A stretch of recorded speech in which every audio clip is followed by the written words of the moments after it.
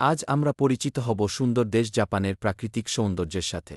Japan তার মনোরম পাহাড়, সুউচ্চ পর্বত, রঙিন ফুল এবং স্বচ্ছ নদীর জন্য সারা বিশ্বে পরিচিত। দেশটির প্রায় ৭০% এলাকা পাহাড় ও পর্বতে আচ্ছাদিত। জাপানের সবচেয়ে বিখ্যাত পর্বত হল মাউন্ট ফুজি। এর তুষারঢাকা চূড়া দূর থেকে দেখতে অত্যন্ত সুন্দর।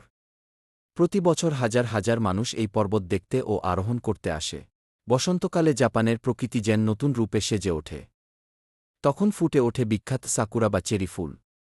গোলাপি ও সাদা রঙের এই ফুলে পার্ক, রাস্তা এবং নদীর তীর ভরে যায়। ফুলের এই মনোমুগ্ধকর দৃশ্য দেখতে বিশ্বের নানা প্রান্ত থেকে পর্যটকরা জাপানে ভ্রমণ করেন। জাপানে অনেক সুন্দর নদী রয়েছে। এর মধ্যে শিনানো নদী সবচেয়ে দীর্ঘ।